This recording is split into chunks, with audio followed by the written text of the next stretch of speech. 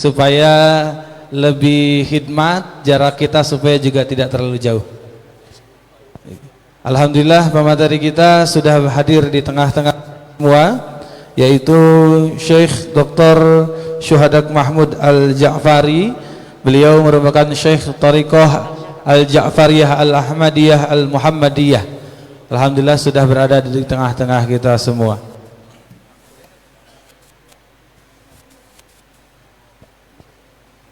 Ya, baik Bapak Ibu yang dirahmati oleh Allah Subhanahu wa taala, sebagaimana sesi-sesi yang sebelumnya, sama seperti biasa di kajian sore hari ini pun insyaallah akan dipaparkan materi kurang lebih 45 menit, dan 15 menit terakhir kita akan gunakan, kita manfaatkan untuk soal jawab insyaallah.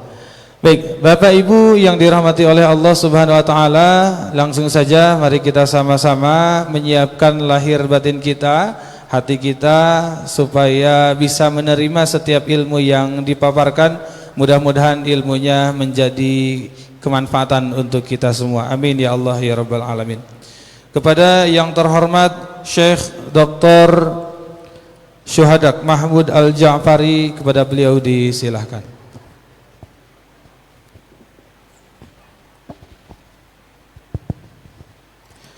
Allah. Assalamualaikum warahmatullahi wabarakatuh.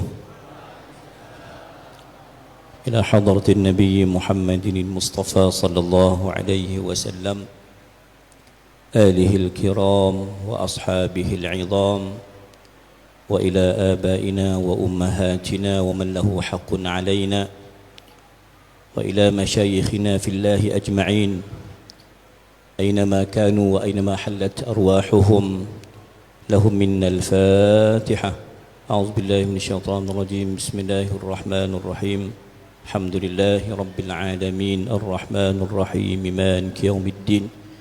إياك نعبد وإياك نستعين. اهدنا الصراط المستقيم صراط الذين أنعمت عليهم غير المغضوب عليهم ولا الضالين آمين. بسم الله الرحمن الرحيم.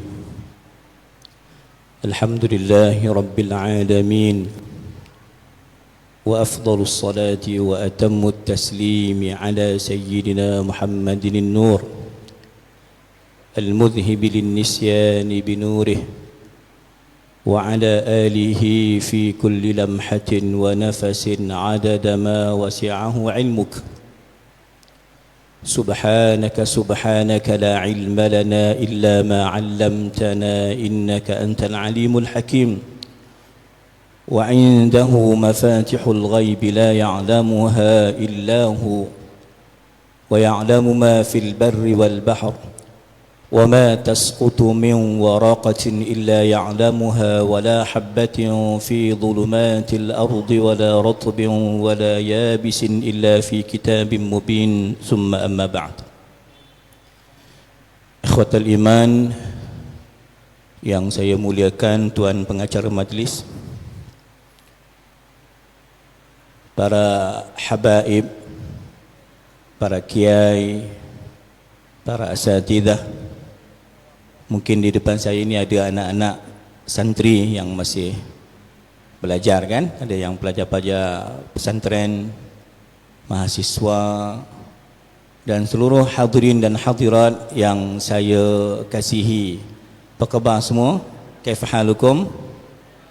Alhamdulillah, terima kasih kepada pihak penganjur yang memberikan saya ruang yang begitu besar di masjid yang sangat istimewa, di tempat yang sangat hebat, ya, di maqar ar-raisi bagi tariqat al-Idrisiyah, ya, dan kepada semua hadirin ataupun yang mengikuti secara live di mana sahaja anda berada, mungkin di kampung saya di Seremban, Negeri Sembilan, Malaysia, ataupun di mana sahaja yang sempat mengikuti perbahasan muhadarah pada petang ini, yang insya-Allah saya rasa agak gemetar kerana biasa saya punya kelas tak ramai, 9 orang, Negeri Sembilan. Tapi kali ini ribu-ribu datang, jadi agak suspense sikit lah. Apapun insya-Allah dengan keberkatan para masyayikh, para mursyidun yang berhimpun pada kota sufi yang kedua ini, dalam rangka ingin kita memartabatkan keilmuan sufi sejati, saya diminta oleh pihak penganjur untuk bercakap tentang topik kepentingan bertarikat. Kepentingan bertarikat. Ikhwatal iman, kita mulakan dengan beberapa dalil daripada Quran, kerana kumpulan yang memusuhi tarikat ini mengatakan bahawa kita orang tarikat ni ahli bid'ah.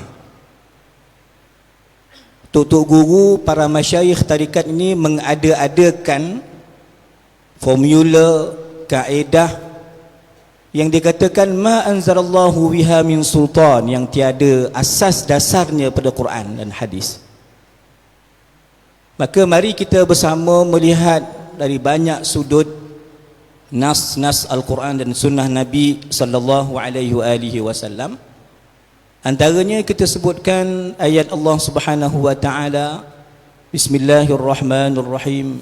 Ya ayyuhalladzina amanu taqullaha wa kunu ma'as sadiqin. Sadaqallahul azim. Wahai orang yang beriman, kita semua orang beriman. Allah seru kita dengan nidaur rahman, panggilan yang paling mesra, yang paling terhormat. Allah panggil kita, wahai orang yang beriman, ittaqullah. Ini antara ayat taqwa ya dalam Quran. Mengikut catatan Al-Habib Abdullah Al-Haddad, ada sekitar 70 ayat tentang taqwa, ittaqullah, yang kita wajib baca atas mimbar Jumaat. Ittaqullah. Ayat ini bukan hanya menyebut tentang kewajipan bertakwa, kerana kita memahami bahawa inti, zubdah, kesimpulan tasawuf itu ialah takwa. Satu, takwa. Tetapi tuan-tuan dan puan-puan, untuk sampai kepada takwa itu Allah sebut wa kunu ma'as sadiqin. Wa kunu ma'as sadiqin, hendaklah kalian berma'iyah, ma'a, innallaha ma'ana, al-ma'iyah, kebersamaan. Wa kunu ma'as sadiqin. Mungkin saya belum lurus, belum betul lagi sadiq, saya belum jujur sepenuhnya, betul. Kita dalam proses suluk perjalanan menuju kepada orang yang sadiq. Ya, kita belum sampai kepada, tidak disebutkan kita al-arifuna billah. Kita tidak layak dipanggil ahlullah. Kita belum di kalangan minal wasilina ilallah. Tapi anak-anak sekalian, sidang jemaah yang saya muliakan, kita tetap wa kunu ma'as sadiqin, bersama dengan kumpulan tersebut. Mungkin asar tadi saya sudah jamak lah.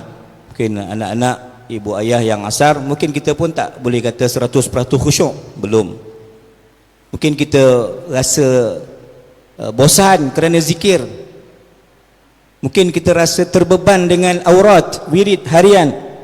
Tetapi kita punya prinsip ialah wa kunu ma'as sadiqin.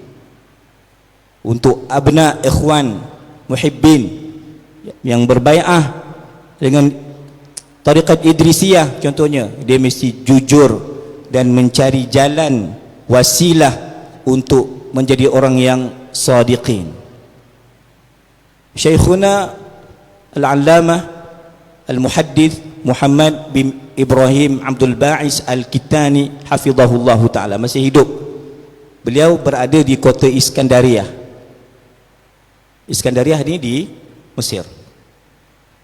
Beliau ketika mentafsirkan ayat ini menggambarkan kepada kita betapa rahmatnya Allah, latifnya Allah. Allah tidak kata wa kunu minas sadiqin, tapi Allah kata wa kunu ma'as sadiqin, ma'a. Kerana al-ma'iyah itu lebih ringan berbanding dengan untuk kita capai direct secara langsung menjadi orang yang sadiq. ayat ini boleh kita faham istimbat dan kesimpulannya, untuk sampai ke jalan takwa kita mesti ada mursyid, mesti ada. Kalau badminton kan, Indonesia Malaysia kan selalu lawan badminton final kan, dia mesti ada misbun sidik. Tak main badminton tak tahu Kalau dulu masa saya kecil-kecil dulu, yang musuh pada misbun sidik tu Yang pemain Cina, negara Cina. Dia jadi handal, jadi juara tu siapa yang tiba-tiba dia bangun-bangun tidur, oh terror main badminton, tak. Dia ada sesi riyadhah, sesi latihan. Saya di airport malam tadi, tuan-tuan, saya daripada Mesir ni. Saya daripada Mesir, tak pulang ke Malaysia, terus ke Jakarta. Kerana saya di airport ada bersembang dengan seorang orang Indonesia, Pak Herman namanya. Dia kerja di Mesir, kerja di Qatar, kerja di Dubai, kerja minyak. Tapi dia cerita dekat saya, Petronas Malaysia, kalau ada orang Malaysia dalam ni, sebenarnya belajar pengalaman daripada syarikat minyak negara Indonesia. Ini saya pun tak tahu, ini first time saya dapat tahu. Cuma nampaknya, kami nampak Petronas lebih maju daripada yang sini. Itu yang saya nampak lah. Ya tuan-tuan, artinya apa? Artinya kita belajar daripada yang faham, yang mahir, yang pakar. Maka wakunu ma'as sadiqin, kita duduk dalam halaqah ilmu, dalam halaqah zikir, untuk menyiapkan diri kita mencari seorang murabbi, ustaz, tuan guru, pak kiai yang boleh membimbing tangan kita ke jalan Allah Subhanahu wa taala. Ikhwatal iman, dalam suratul jin Allah menyebutkan wa allaw istaqamu 'ala at-tariqati wa allaw istaqamu 'ala at-tariqati la asqaynahum ma'an ghadaqa, dan sekiranya mereka istiqamah atas tariqah, 'ala at-tariqati. Ini antara ayat Quran yang secara langsung menyebut kalimah perkataan at-tariqah, suratul jin. Kalau kita istiqamah atas jalan tariqat, tuan-tuan, kerana ramai yang tidak istiqamah, ramai yang tercicir, ya, ramai yang berniat salah ketika berbai'ah, ramai yang cepat nak jadi syekh. Dia kata, saya tak mau jadi orang bawahan, saya mau jadi orang besar. Saya nak nanti orang cium tangan saya, cium kaki saya. Saya nak senang. Ramai orang tersilap dalam memahami tariqat, ingin memegang tampuk syekh, menjadi syekh itu satu kebanggaan baginya, maka dia telah tersalah niat, dia tidak istiqamah. Sebaliknya, orang yang istiqamah, ikhwatal iman, muslimin dan muslimat sekalian, orang itu Allah janjikan apa? La asqainahum ma'an ghadaqa, nescaya kami akan berikan kepadanya siqayah. Kita lepas makan minum, at'amana wa saqana, Allah akan minumkan, Allah akan beri dia nikmat air ma'an ghadaqa yang lazat. Apa air lazat? Mungkin ABC, cendol, teh tarik. Ma'an ghadaqa di sini ialah mengikut Syekhuna Sayyidi Syekh Abdul Ghani Salihul Ja'fari, kata beliau, ma'an ghadaqa itu ialah ketenangan, kestabilan, khusyuk, lazat, seronok dalam ibadah, kerana kita mengambil jalan beramal kepada Allah menerusi jalan tariqah. Jadi saya kira tuan-tuan sekalian, di situlah kita boleh faham bahawa secara tafsir isyarinya, para ulama mengatakan, tarikat itu satu perkara yang diwujudkan sebagai wasilah, jalan untuk kita beramal kepada Allah. Saya percaya pada ilmu ibu bapa sekalian, bagaimana memahami, mengenal ma'rifatullah dengan maqam, dengan tingkatan al-iman.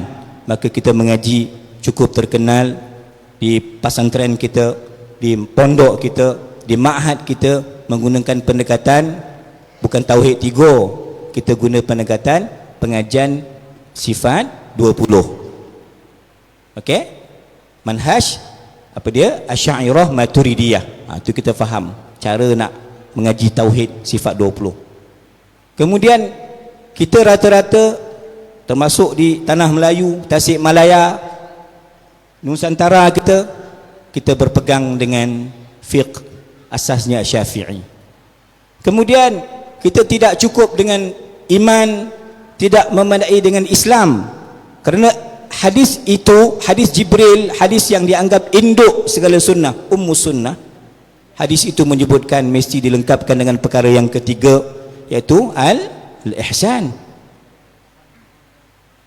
Kalau fiqh tadi ialah mazhab, kalau tauhid tadi, aqaidul iman itu tadi dengan pendekatan sifat 20. Tetapi untuk ihsan, maka wujudlah di sana aliran-aliran sekolah-sekolah, universiti-universiti yang dinamakan dengan Al-Qadiriyah, nisbah kepada Imam Abdul Qadir Al-Jilani. Wujudlah di sana Asy-Syadziliyah, Al-Imam Abdul Hasan Asy-Syadzili. Wujudlah di sana tariqat Ar-Rifa'iyah, dan kita di sini di bawah naungan Sayyidil Imam Ahmad bin Idris Al-Hasani radhiyallahu taala anhum ajmain. Pelbagai tarikat yang muncul, yang wujud, tuan-tuan, tidak ada tujuan lain melainkan untuk memimpin kita, memandu hati dan kerohanian kita untuk menuju kepada Allah Subhanahu wa taala. Ikhwatal iman, saya nak share hadis Nabi, saya nak riwayatkan hadis Nabi sallallahu alaihi wasallam. Kalau ada di kalangan hadirin yang beribu-ribu datang ni, boleh jawab soalan saya nak bagi hadiah. Saya tak nak bagi rupiah, saya nak bagi RM. Tapi tak banyak lah, RM50 je hadiah dia.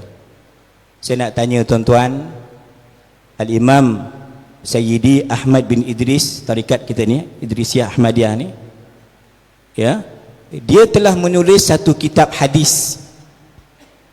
Kalau boleh tuan-tuan namakan saya, apa nama kitab hadis yang ditulis oleh Imam Ahmad bin Idris Al-Hasani radhiyallahu anhu? Kalau ada, jangan malu-malu tuan-tuan, jawab ya. 5 saat. Kitab hadis yang disusun oleh Sayyidi Imam Ahmad bin Idris. Okey, 3 saat. Kalau tak ada, mana selamat duit dan RM50. Apa hadisnya tuan-tuan? Nama kitabnya Ruhus Sunnah. Nama kitab Sayyidi Ahmad bin Idris, Ruhus Sunnah. Tuan-tuan, maka beliau meriwayatkan sebuah hadis, ya, Nabi sallallahu alaihi wasallam ketika ditanya, siapakah yang patut kita dampingi? Ayyu julasaina khairun. Siapakah yang patut kita angkat sebagai syekh kita? Begitu. Sebab tuan-tuan, untuk ambil tarikat sebelum bai'ah perlu ada 2 proses. Ya, istikharah, istisyarah. Bukan nak kahwin je kena istikharah, ambil tarikat je juga kena istikharah. Kerana kadang-kadang tarikat tersebut tidak sebati dengan jiwa kita, terlampau berat, terlampau susah, akhirnya kita mencaci tarikat. Ini tak boleh, ini tak betul. Tuan-tuan, dalam hadis Imam Sayyidi Ahmad bin Idris ini meriwayatkan ketika baginda sallallahu alaihi wasallam ditanya, siapakah yang patut kami angkat sebagai orang yang kami suhbah? Apa suhbah? Sahib, teman yang kita tak boleh pisah. Kenapa sahabat radhiyallahu anhum ajma'in mengikut satu kajian 124,000 sahabat sama dengan jumlah 124,000 nabi, sama dengan jumlah 124,000 wali. Tuan-tuan, dan rupanya ada wali yang dia panggil sebagai Ar-Rajabiyun. 40 wali yang diangkat ketika bulan Rejab. Kita sekarang berada pada bulan Rejab. Ar-Rajabiyun nama dia. 40 wali yang diangkat pada bulan Rejab. Sehingga, ya, ada yang menulis Rajab ini bulan diangkat penyakit, dimurahkan rezeki kita, Rajab. Ada wali yang diangkat 40 wali yang namanya Rajbiyun. Tuan-tuan sekalian, maka kita teruskan dengan hadis ini. Sahabat dipanggil sahabat kerana dalam pemikiran mereka, hati mereka, tumpuan mereka, adab mereka, khidmat mereka, tidak ada yang lain melainkan kepada Allah dan kepada Rasulullah sallallahu alaihi wasallam. Sahabat tidak rela berpisah dengan Rasulullah. Faham tuan-tuan? Sebab itu dipanggil sahabat. Rasulullah wafat, maka al-warasah al-Muhammadiyah, warisan kenabian itu ilmu, dan ilmu ni bukan ilmu debat. Ilmu tarikat ni Bapak Ibu sekalian, dia bukan ilmu kefasihan, kepetahan berbicara. Okey? Ilmu tarikat ini bukan ilmu seminar, muktamar, bukan ilmu buku penulisan. Maka sahabat bukan hanya mewarisi Quran yang dihafal, hadis yang diriwayatkan, yang dihafal, akhirnya dibukukan pada generasi yang berikutnya, tetapi paling tinggi sahabat ialah kerana mereka mewarisi wirasah Muhammadiyah, itu ialah bagaimana mereka mewarisi akhlak, hati, penghayatan, perjuangan, itu yang paling mahal para sahabat. Kita bersuhbah, istilahnya bersuhbah, mengambil berat. Ya, kalau kita ambil berat tentang seseorang, tentang sesuatu, maka inilah sebenarnya letaknya dalil hadis ketika ditanya siapakah sahabat, siapakah guru yang patut kita dampingi, maka baginda sallallahu alaihi wasallam menggariskan dengan 3 perkara. Ciri yang pertama iaitu Nabi sebut, ya, sahabat yang paling bagus, man dzakkarakum billahi ru'yatuh, man dzakkarakum billahi ru'yatuh. Tonton tengok muka saya ni sekarang, muka apa ni? Kata ustaz ni muka banyak utang. Mungkin kata, kalau tak, ustaz ni muka ni banyak masalah. Mungkin dia kata doktor tu mungkin. Tuan-tuan, pelbagai tafsiran dengan melihat muka saya ni. Tapi kalau saya ni wali, tuan-tuan tengok muka saya, Allah, Allah, Allah. Tadi kita kan lepas zuhur, ya hayyu ya qayyum, ya hayyu ya qayyum. Itu semua amalan-amalan Sidi Ahmad bin Idris radhiyallahu anhu. Apabila kita melihat seseorang, kita nampak selawat, nampak muka dia tabligh akbar contohnya kan, nampak muka dia, kalau bawa kepada akhirat, maka hadis ini disokong dalam riwayat yang lain, awliyaullah alladzina idza ru'u dzukirallah. Tok syekh kita ini, murabbi, mursyid tarikat kita, ialah sepatutnya kita tengok muka dia, kita akan ingat Allah subhanahu wa ta'ala. Ini ciri yang pertama. Seorang ulama daripada Halab, Sayyidi Syekh Abdul Fattah Abu Ghuddah Asyami Al-Halabi Al-Hanafi rahimahullahu ta'ala, beliau ketika mentahqiq kitab Risalatul Mustarsyidin, ini antara kitab awal dalam perbahasan tasawuf, antara kitab yang terawal, ya, Imam Haris Al-Muhasibi menulis Risalatul Mustarsyidin, ditahqiq oleh Syekh Abdul Fattah Abu Ghuddah. Maka beliau menyenaraikan 10 zaman salaf. Tengok muka dia, hati tenang. Tengok muka dia, terus nak pegang tasbih. Tengok wajah dia, terus kita ingat Rasulullah SAW. Seperti mana kita perhatikan gambar habaib, Habib-habib kita, tuan-tuan, tengok dia, oh kita ingat datuk dia, iaitu Nabi Muhammad sallallahu alaihi wasallam. Saya tengok satu YouTube, ya, cerita di Indonesia ni, ada satu Habib Sayyid tu, dia nak print gambar datuk dia. Jadi Sayyid ni saya tak ingat lah daripada jalur Al-Kaf ke Al-Haddad ke, saya tak ingat lah, tapi ceritanya di sinilah. Dihantar yang kedai foto itu, yang pekerja dan tokenya kedai Cina. Jadi bincang harga, bayar deposit, lagi seminggu datang ambil. Tapi Cina ni dia pandang, handsome. Apa handsome? Hidung mancung, kulit putih merah-merah sikit, taklah macam kita ni kan.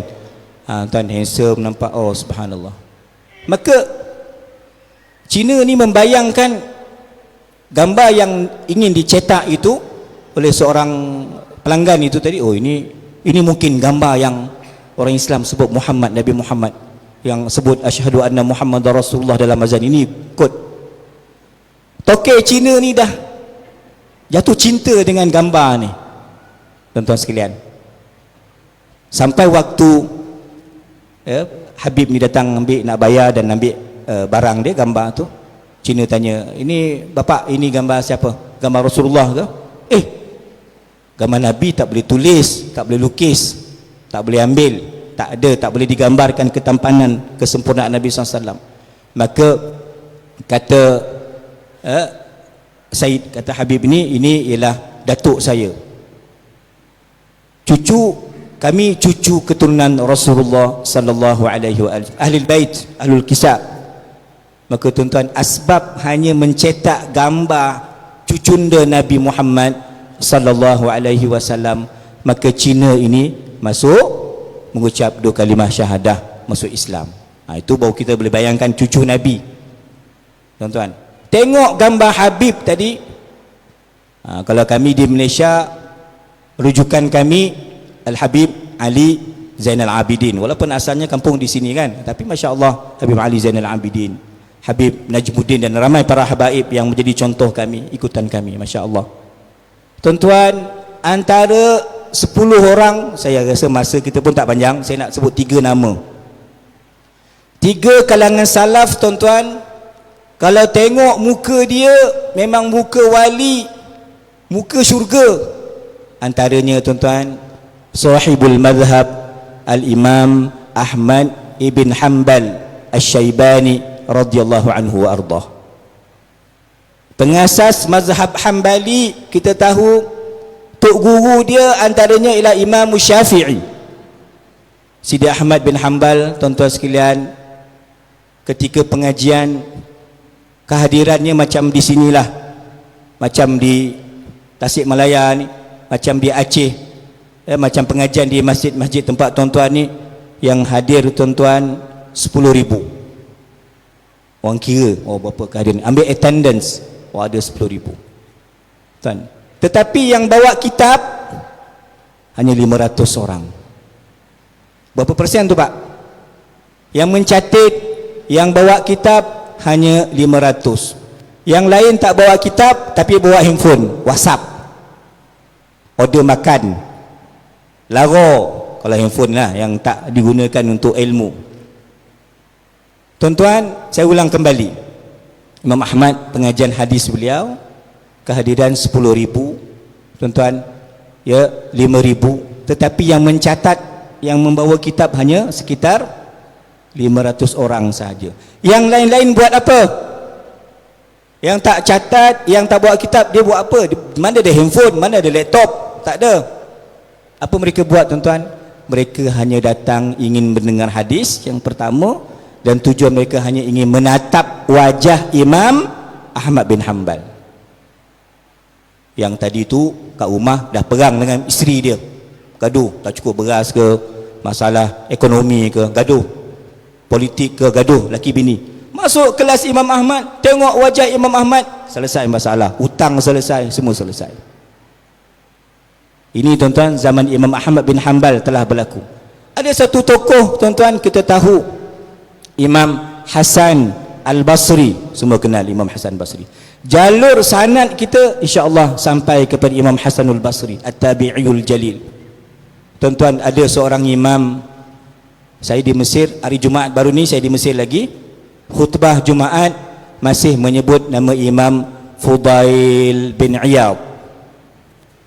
Bulan 10 tahun lepas, alhamdulillah, di umrah Jumaat di Masjidil Haram, khatib Masjidil Haram juga menyebut nama Imam Fudail bin Iyad. Tuan-tuan tahu tak sejarah Imam Fudail bin Iyad? Latar belakang dia tahu tak? Dia bapa perompak, perampok, penyamun tarbus. Asal Imam Fudail bin Iyad ni tuan-tuan, panjat dinding tengok akhwat sebelah sana, intai anak dara orang, asal dia. Dan dia tuan-tuan, Fudail ini ketua penyamun. Kalau orang kampung nak lalu, tengok jam, sekarang pukul berapa? 4.38, cepat. Pukul 5 nanti Fudail dengan geng-geng penyamun akan ganggu kita, akan terampas sesiapa saja yang lalu di laluan tersebut. Asal Imam Fudail bin Iyad ialah seorang ketua penyamun, tuan-tuan, tetapi Allah jentik hatinya, dia bertaubat ketika terdengar pada pendengarannya ayat Allah Subhanahu wa taala, alam ya'ni lil ladzina amanu an takhsha'a qulubuhum li dzikrillahi wa ma nazala minal haqq. Dia dengar ayat itu, ini satu tamparan hebat, teguran daripada Allah. Bila nak mula beramal, bila nak bertaubat, maka tuan-tuan, ketika ayat itu terbisik di telinganya, dia sedang panjat dinding intai anak dara orang, faham? Dia turun tuan-tuan, menyesal, astaghfirullahaladzim, mengisytiharkan di hadapan Persatuan Perompak Kebangsaan. Begitu dekat orang kawan-kawan, okey, aku stop taubat, tak mau lagi mencuri, merompak, menyamun. Tuan-tuan sekalian, semua penyamun kata, bos sudah insaf taubat, kita semua pun taubat. Dan Al-Imam tuan-tuan Fudail bernazar untuk meninggalkan tuan-tuan kerja-kerja jahatnya dan bernazar untuk duduk tinggal di Masjidil Haram dan untuk sentiasa berziarah Nabi Muhammad sallallahu alaihi wasallam. Fudail bin Iyad radhiyallahu an, antara muka yang daripada hatinya, amalannya tuan-tuan, maka mukanya suka ditatap, dilihat. Orang yang menatap wajah Imam Fudail bin Iyad radhiyallahu anhu, tuan-tuan, akan tenang, akan hilang masalahnya. Ini ahlullah, ini awliyaullah.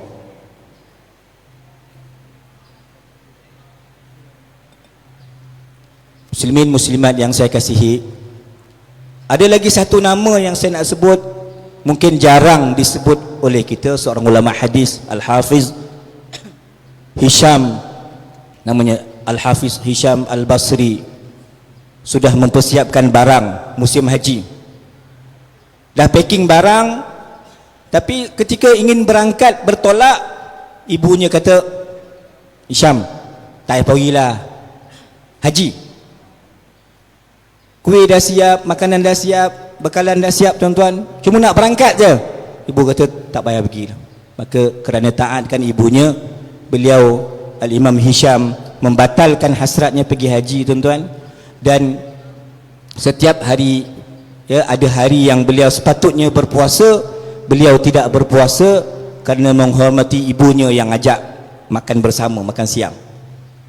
Selepas kewafatan ibunya meninggal tuan, Al-Hafiz Al-Imam Hisham tuan Al-Basri ini puasa sepanjang tahun.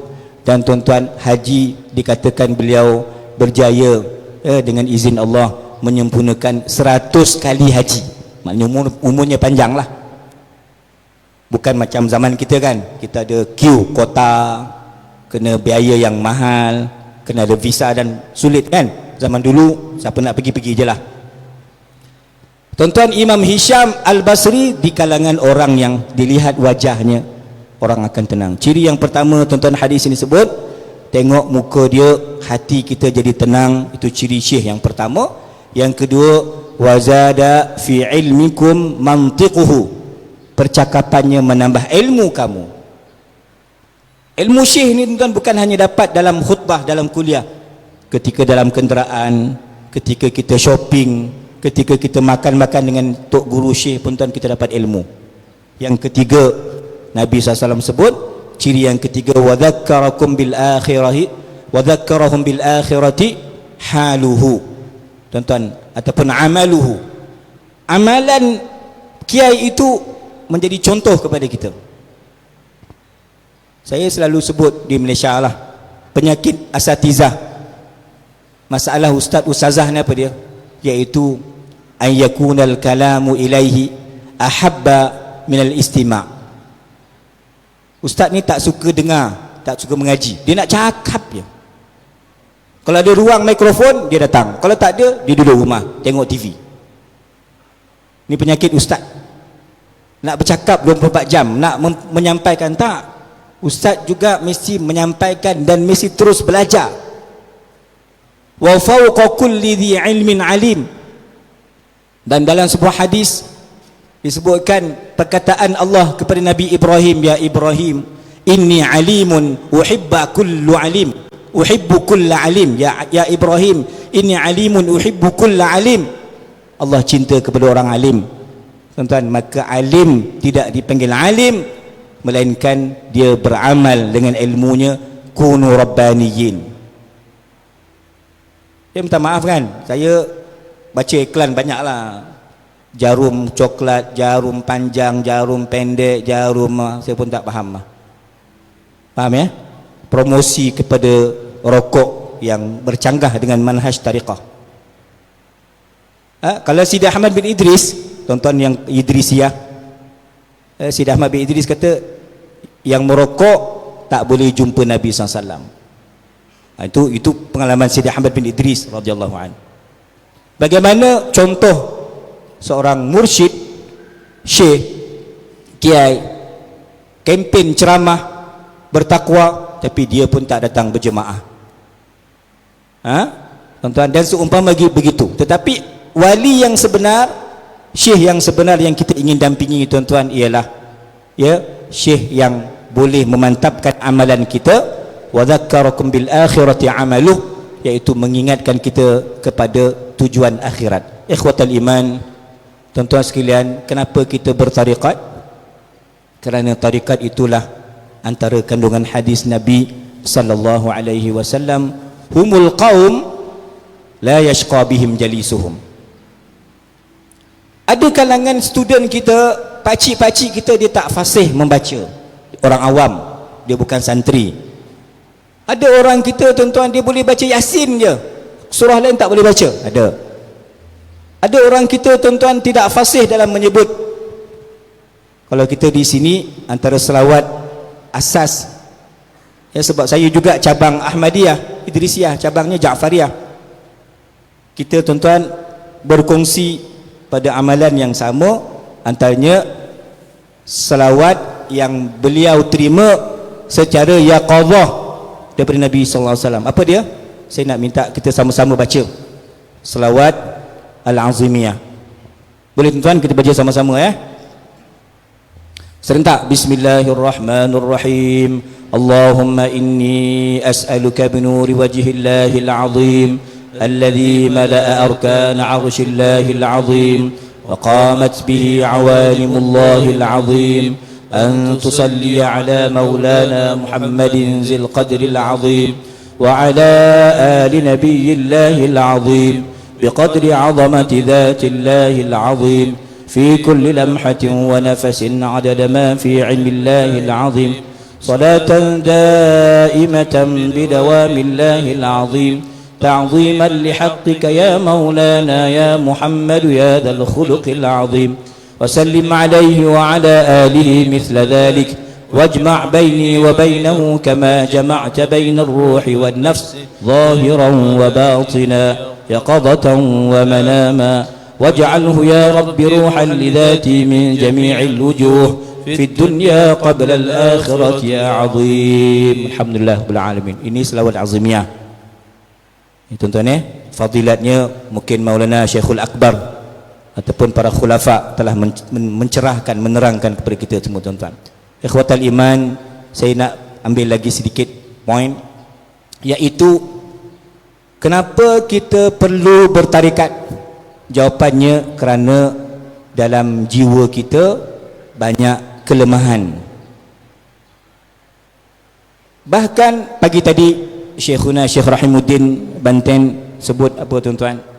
Imamul Ghazali ulang alik daripada rumah ke masjid, rumah ke pusat pengajian, lalu di satu kedai, tokek kedai itu namanya Yusuf An-Nasaj. Akhirnya, tuan-tuan, Yusuf Nasaj orang awam, bukan syekh besar, bukan ulama Azhar, bukan pengajian universiti, profesor, bukan Maulana, bukan kiai, orang awam. Tapi tuan-tuan, akhirnya Imam Ghazali berlutut mengaji dengan Yusuf An-Nasash. Ini tuan-tuan unik pengajian. Sehingga Imam Ghazali sebut, walaupun kita hafal Quran, walaupun tuan-tuan ingat hadis banyak 100,000 atau ribu hadis Maulana orang panggil seumpama tuan, walaupun tuan-tuan seorang yang faqih, ilmu syariat mantap, tetap kita wajib bertariqah. Ini kenyataan pengalaman Al-Imam Hujjatul Islam Al-Ghazali radhiyallahu an. Tuan-tuan, maka kita perhatikan dari sudut at-tariqah itu 3 huruf tuan-tuan, iaitu 4 huruf ta, ra, ya dan qaf. Saya pergi sedikit kepada ta'rifan Al-Imam Sayyidi Salih Al-Ja'fari. Kata beliau, huruf ta itu ialah tuhurun, taharah. Kerana kita tak ada niat lain mengambil bai'ah, kita berdamping, bergabung dengan tarekat, melainkan untuk menyucikan hati. Tuhurun wa thiyabaka fatahhir, itu luaran, tapi yang menjadi tumpuan kita ialah dalaman, tempat pandangan Allah Subhanahu wa taala. Tuhurun, tuan-tuan. Kemudian ya disebutkan ra, tariq, ra, rahmah, ya, huruf ya menunjuk kepada perkataan yaqin, tuan-tuan. Kemudian yang terakhir qaf, qurb, dekat dan hampir. Maka itu para ulama, antaranya Syekh Abdul Wahab Asy-Sya'rani, apa itu tarikat? Tarikat ialah beramal dengan syariat, kan, menjunjung syariat, tetapi mesti mengikut panduan sunnah baginda SAW. Dan tarikat yang kita maksudkan ialah tuan-tuan, setelah kita ada syekh, bai'ah, ada amalan, tuan-tuan, tarikat itu ialah beramal dengan ikhlas. Ini yang susah. Saya mulakan tadi apa, saya sebut apa, badminton, saya sebut apa, Petronas. Untuk jadi orang yang terlatih, kita mesti ada rujukan, mesti ada mentor, mesti ada pembimbing. Itu badminton, sukan. Itu Petronas, cari minyak, berniaga. Tuan-tuan, yang dalam ini lagi mahal, lagi sukar, menjaga hati. Maka tuan-tuan, kita wajib berguru. Dan antara kaedah yang digunakan oleh para ulama, ma la yatimmul wajibu illa bihi fahuwa wajibun. Kita nak bersendirian, saya tak nak tarikat. Tak nak tarikat sama macam tak nak mazhab, masih okey lah, masih okey. Tapi kalau saya anti tasawuf, tu tak okey, tu bahaya. Sebab tasawuf tu Islam. Kalau dia benci tarikat, dia benci madrasah aliran. Tapi tuan-tuan, dulu saya pernah mengaji dengan Profesor Kiai daripada Aceh tu, Naqsyabandi Khalidi. Sebelum Kiai sekarang ni, abang ni siapa nama? Profesor Al-Azhar, Kiai Muhibbuddin Wali, Profesor Dr. Muhibbuddin Wali. Dia ada syarah kitab hikam 2 jilid, datang ke tempat saya mengajar 10 tahun lepas ketika hayat beliau, tuan-tuan. Maka kata Syekh Muhibbuddin Wali, orang yang membenci tarikat ini biasanya mati dalam su'ul khatimah. Walaupun dia tahajud, walaupun dia rajin puasa, kuat sedekah, tuan-tuan, biasanya kerana tarikat tidak boleh dibina melainkan dengan izin Allah, dengan izin Rasulullah SAW, secara simbolik isyarahnya, tuan-tuan. Dan tarikat kita semuanya berasaskan kepada Ahlul Bait, keluarga Nabi SAW. Maka sebab itulah muslimin dan muslimat sekalian, ya, kita perhatikan ya bahawa saya nak teruskan kenapa kita bertarikat, ya, dan tema kita apa? Memartabatkan keilmuan sufi sejati. Masya Allah, kita mengaji syariat, belajar ilmu alat, tapi tuan-tuan, kita ambil tarikat sebagai jalan wasilah untuk sampai kepada hakikat dan ma'rifat. Ya, tuan-tuan sekalian. Maka sebab itu saya nak lanjutkan sebagai poin terakhir saya, insya-Allah. Poin terakhir saya, izinkan juga saya share. Saya di 5 hari seminggu di Mesir baru ini, maka mereka juga ada tema ada tema program haul al-Imam Sayyidi Salih Ja'fari, maka mereka namakan wi'aun syamil, tuan-tuan, wa maladun amin. Ma'had, pusat tarikat, masjid, tuan-tuan, pesantren menjadi tempat zon selamat untuk semua, dan tuan-tuan mencakupi pelbagai jenis pendidikan. Kagum saya dengar tadi di sini ada tanah, ada kedai mini kedai mini market, ada peternakan. Oh, masya Allah, kagum saya. Idrisiah, tuan-tuan, di sini kagum kita dengan Syekhuna Syekh Muhammad Fathur Rahman Azim, tuan-tuan. Maka yang saya nak sharekan ialah antara pengisian daripada salah seorang yang menyampaikan, tuan-tuan, tausiahnya mengatakan semua tarikat mesti berperanan sebagai pelindung, tempat mengadu, membimbing ruh dan jasad masyarakat, tuan-tuan. Kerana dibagikan contoh, kita dengar tentang Al-Fatih Sultan An-Nasir Salahuddin Al-Ayyubi, orang tarikat Ahli Sunnah wa Jamaah, pergi ke Iskandariah, bertemu dengan gurunya, tuan-tuan, Al-Hafiz Abi Tahir, guru Salahuddin Ayyubi, minta madad, minta doa kepada gurunya, tuan-tuan. Itu dia Salahuddin Ayyubi. Kemudian tuan-tuan mungkin pernah dengar nama seorang lagi, tuan-tuan, seorang mujahid asyahid, tuan-tuan, Mahmud Nuruddin Az-Zinki.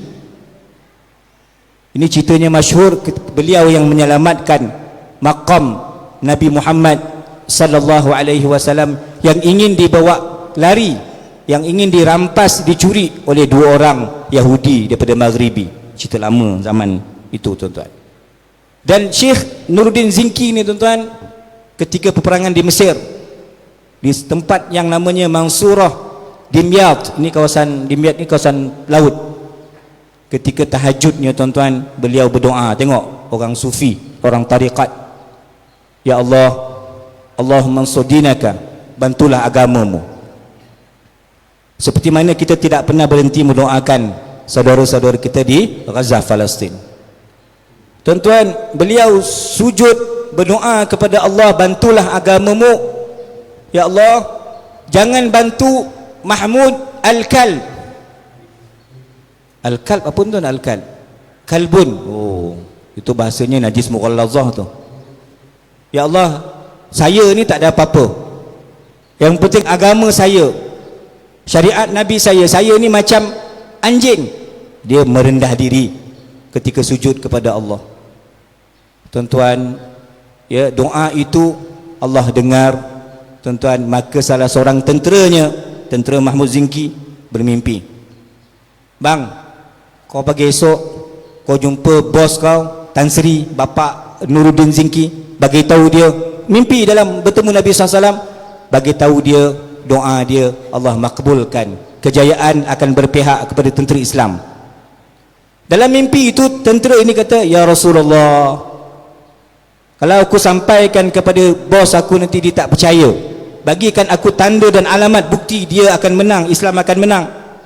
Dalam mimpi itu Nabi kata, kau bacakan doa ni, Allahumma ansur dinaka wa la tansur Mahmud Al-Kalb. Doa yang dibaca oleh khalifah ini, tuan-tuan, disampaikan kembali kepada staf dia, tentera dia. Maka tentera tu bangun, tuan-tuan, pagi esok bertemu dengan tuan-tuan, seorang mujahid. Dia meninggal atas katil, bukan meninggal sebab peperangan, tetapi tetap, tuan-tuan, dipanggil sebagai seorang mujahid. Ikhwatal iman, maka alangkah mulianya kita kalau kita berintisab, intima, tapi intima yang sadiq, yang kita boleh ditarbiyah, yang ingin ditegur, diperbetulkan. Kerana intisab dengan tarikat ini ikut apa yang Syekhuna Imam Al-Habib Habib Umar bin Hafiz tulis, ada 4 jenis orang tarikat ni. Satu, memang dia sadiq, sufi. Yang kedua, tuan-tuan, dia mutasawif. Mudah-mudahan kita masuk yang kedua, mutasawif, cinta orang sufi, cinta kepada orang tarikat, kita cinta walaupun kita banyak kelemahan, tuan-tuan. Yang ketiga, mutasyabbih, meniru gaya orang tarikat, pakai rida, serban, jubah putih, tiru pun okey, baca. Yang tak boleh tuan-tuan, mudda'i, yang mendakwa itu dan ini tetapi dia kosong daripada hakikat bertarikat, tuan-tuan sekalian. Jadi insya-Allah ya, mudah-mudahan apa yang sempat saya share, apa yang mampu saya sampaikan pada petang ini ada manfaatnya. Cuma nak tutup sedikit lagi, kerana kita di sini dengan masya-Allah tabarakallah dengan al-Imam Sayyidi Ahmad bin Idris Al-Hasani, saya nak baca sikit dia tuan-tuan dalam ulasan Syekh Saleh Ja'fari Nasrullah bil Ilhamatil Ilmiyah. Maka kata Sayyidi Imam Ahmad bin Idris, ilmu kita ni tuan, ilmu wahbiyah, bukan wahabi, bukan wahbiyah, anugerah ladunniyah, bukan wahabiyah, jangan salah baca. Al-wahbiyah, anugerah ketuhanan ilmu tarikat ini. Dan ia umpama jawahir permata.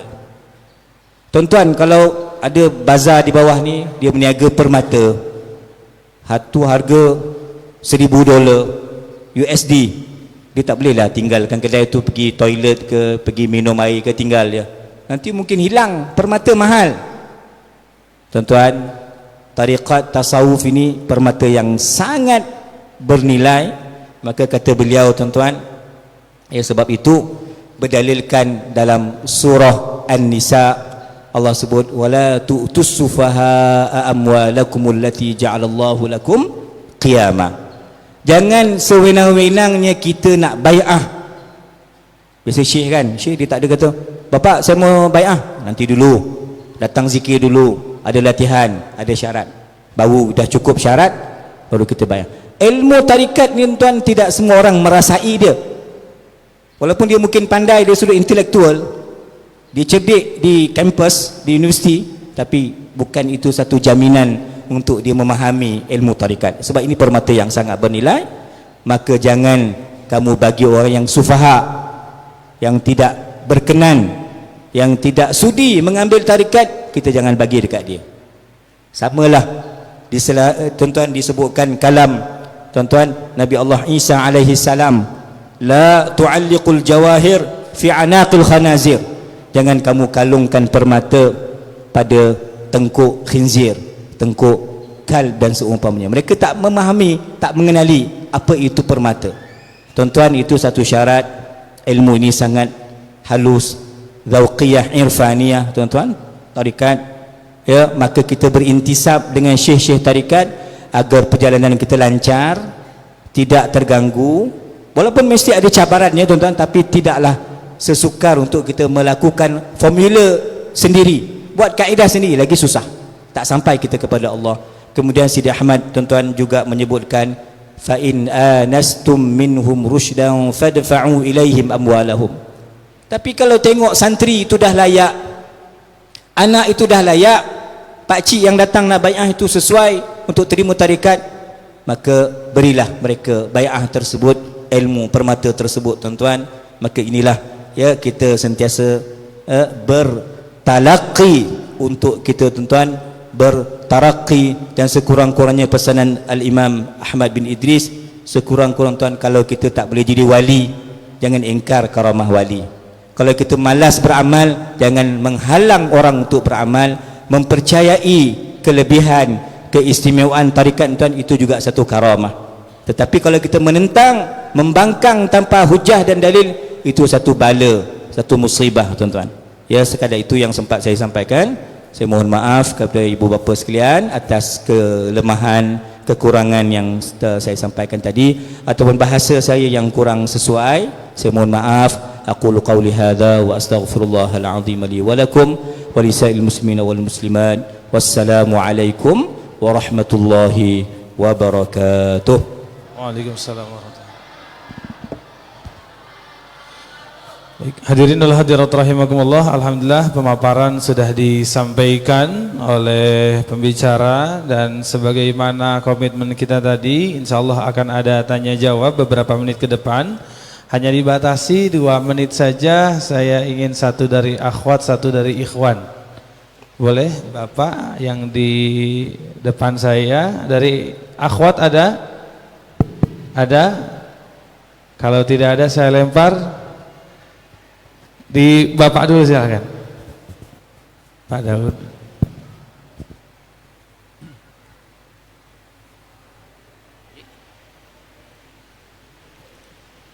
Assalamualaikum warahmatullahi wabarakatuh. Alhamdulillah, saya merasa bangga, atau boleh kami juga merasa bangga dalam penampilan Bapak Sunnah Rasul komplit, mantep. Ya. Ya. Dua, terima kasih pemaparan masayih dan segalanya. Jadi sampai saya mendengarkannya kewalahan. Yang saya ingin tanya, kalau boleh tahu, yang dimaksud ma'asadikin kehendak Bapak pada masa sekarang siapa? Satu.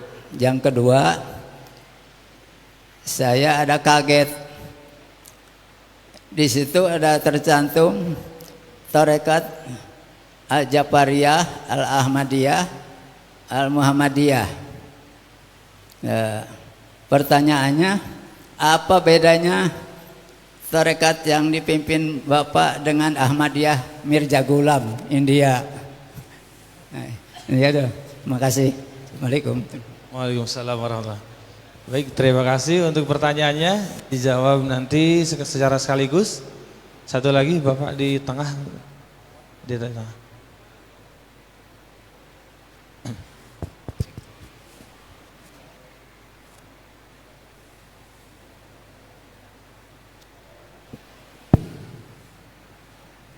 Cek.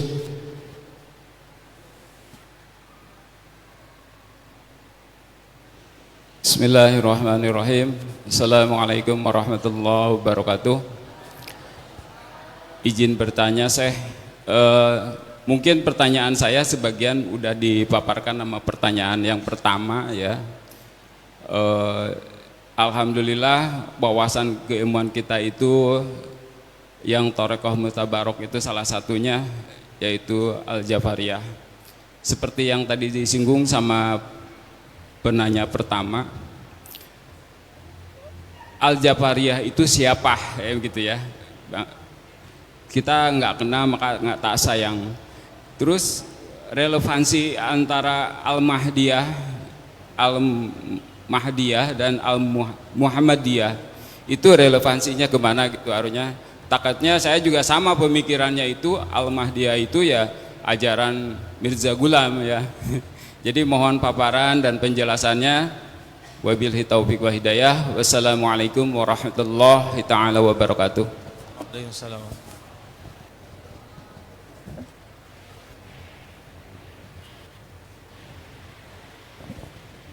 Bismillahirrahmanirrahim. Wallahu waliyut taufiq. Terima kasih kepada dua ayahanda yang bertanya. Adapun soalan tentang siapakah as-sadiqin yang dimaksudkan pada hari ini, ialah samalah seperti apa yang as-sadiqun yang dimaksudkan pada zaman penurunan wahyu. Maknanya secara ringkasnya boleh kita katakan sadiq itu dalam silibus tasawuf kita mengaji dalam Bustanul Arifin, contohnya Imam Nawawi menyebutkan as-sidqu wal ikhlas itu kembar. Ya, keikhlasan dan kejujuran itu perkara yang kembar, hampir sama ya, sehingga dalam banyak ayat Quran Allah sebut minal mu'minina rijalun sadaqu ma ahadullah alaih. Jadi Bapak Haji yang bertanya, kalau kita kata as-sadiq itu ialah yang mematuhi, menjunjung ya, segala perintah Allah Subhanahu wa taala, walaupun perjalanan kita, suluk kita itu ada gangguan, ada syahwat, ada sifat malas, tetapi kita tetap intisab, tetap intima, tetap mulazamah, tetap suhbah, tetap muayasyah dengan para masyayikh, para ulama, para kiai, khususnya para mursyid yang kita dampingi tersebut. Ada silap, kadang-kadang kurang adab, tapi kerana kita jujur maka cirinya kita yang talib, yang murid akan dipimpin oleh Allah menerusi syekh tersebut. Adapun sadiq bagi syekh itu ialah syaratnya lebih ketat. Saya percaya ada perbahasan adab guru. Syekh tuan-tuan untuk jadi tuan guru, jadi murabbi itu adabnya lebih, tak boleh kita bayangkan, terlampau sukar, sulit, ketat tuan-tuan, tetapi tetap mereka yang menyerahkan diri kepada Allah, bertawassul dengan Rasulullah SAW, mengikut menjunjung syariat Allah, sunnah baginda SAW, dengan keberkatan silsilah sanad kita, insya-Allah guru-guru yang Allah lantik itu, yang telah terpilih itu, insya-Allah akan kekal sebagai sadiq, insya-Allah. Itu ringkas jawapan saya. Okey. Adapun tadi Ahmadiyah, tuan-tuan kan sudah baca selawat azimiyah. Siapa penulisnya? Siapa yang Allah ilhamkan? Namanya Sidi Ahmad bin Idris, Ahmadiyah. Siapa yang amalkan istighfar kabir? Kan? Sidi Ahmad bin Idris. Siapa yang mengarang tadi Ruhus Sunnah, kitab hadis? Sidi Ahmad bin Idris. Orang Fes, Maghribi, tapi wafatnya tuan-tuan di sempadan Saudi, Yaman. Maka nama Ahmadiyah itu bukan Mirza Ghulam Ahmad, seorang nabi palsu. Tapi bapa jangan terkejut, sebab kami di Malaysia pun ada isu. Ada dua isu. Yang pertama, saya Negeri Sembilan. Saya terbabit dalam tarikat dan terbabit sebagai salah seorang ahli fatwa Negeri Sembilan. Tapi negeri jiran saya Selangor mengeluarkan satu pekeliling kesesatan Ahmadiyah. Boleh? Bahkan pernah sekali atas mimbar khutbah tajuknya, jangan ikut Ahmadiyah. Ahmadiyah yang dimaksudkan oleh negeri Selangor itu ialah Mirza Ghulam Ahmad. Dia mengaku jadi nabi, jadi Tuhan, skamer. Okey? Jadi Ahmadiyah di sini penisbahannya kepada Al-Imam Ahmad bin Idrisiyah. Cuma tuan-tuan di sini namakan Idrisiyah. Amalannya sama, usulnya sama, kaedahnya sedikit berbeza. Adapun Ja'fariyah, tadi bapak tanya Ja'fariyah, nisbah kepada Imam Ja'far As-Sadiq. Dan semua tarikat kita tuan-tuan mesti lalu sanad Imam Ja'far As-Sadiq radhiyallahu an. Cucunda Nabi Ja'far bin Sadiq tuan-tuan, bin Muhammad Al-Baqir tuan-tuan, dan sampai kepada Ali Zainal Abidin bin Sayyidina Al-Husain bin Sayyidina Ali bin Sayyidah Fatimah Az-Zahra radhiyallahu anhum ajmain. Itu sanad yang dikatakan Ja'fariyah Al-Faqir, Ja'fariyah Ja'far As-Sadiq tuan-tuan, iaitu tarikat Ahmadiyah, cabang Ahmadiyah Idrisiyah yang paling muda, yang paling moden.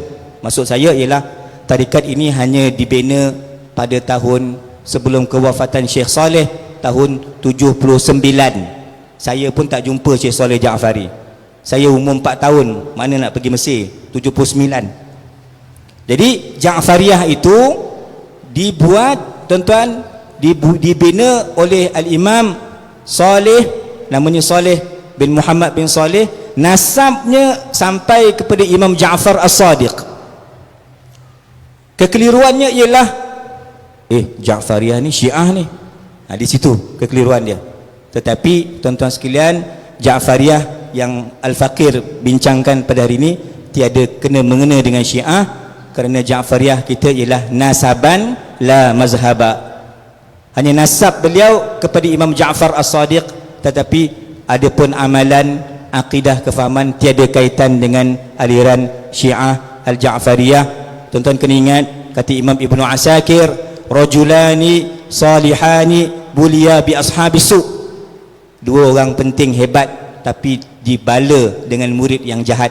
Satu Al-Imam Ja'far As-Sadiq, yang kedua tuan Al-Imam Ahmad bin Hanbal. Kenapa Imam Ja'far diperolok-olokkan oleh geng-geng Syiah, menggunakan nama beliau untuk melakukan produk Syiah? Ja'far As-Sadiq, tarikat yang saya bawa ni, Ja'fariyah. Adapun Imam Ahmad digunakan, diolok-olokkan oleh geng-geng Wahabiyah, mengatakan, oh kami Imam Ahmad bin Hanbal, Hambali, sunnah. Tapi tuan-tuan, Imam Ahmad tidak berkata yang demikian. Mereka hanya menempel sahaja menggunakan nama Al-Imam Ahmad bin Hanbal. Itu sedikit pencerahan. Untuk lebih jelas nanti kita jumpa personal Pak, kita jumpa, boleh cerita panjang sikit. Terima kasih. Wallahu a'lam bissawab. Baik, alhamdulillahirabbil alamin. Bapak Ibu yang dirahmati oleh Allah Subhanahu wa taala, demikian dengan telah dijawabnya pertanyaan-pertanyaan tadi, maka berakhirlah kajian di sore hari ini, dan kami sangat mohon maaf yang sebesar-besarnya bagi Bapak Ibu yang ingin bertanya belum mendapatkan kesempatan karena waktu kita terbatas. Mudah-mudahan ada kesempatan lain untuk kita menggali wawasan yang lebih luas. Baik Bapak Ibu yang dirahmati oleh Allah Subhanahu wa taala, selanjutnya Syekh mohon izin kami akan akhiri sesi ini. Mudah-mudahan apa yang disampaikan memberikan manfaat yang besar untuk kita semua. Hadirin wal hadirat rahimakumullah, itu saja yang bisa disampaikan. Kami atas nama pembawa acara mohon maaf yang sebesar-besarnya. Akhirul kalam, wassalamualaikum warahmatullahi taala wabarakatuh. Hadirin wal hadirat rahimakumullah, sebagai informasi mohon izin untuk menginformasikan kembali bahwa insyaallah pada maghrib nanti bagi bapak-bapak ataupun ibu-ibu yang ingin mendapatkan talqin dan ijazah zikir dari Syekhul Akbar Syekh Muhammad Fathur Rahman, kami persilahkan untuk menyiapkan diri. Insyaallah waktunya ba'da maghrib bertempat di aula Masjid Jami Al-Fattah yang berada di basement Masjid Jami Al-Fattah.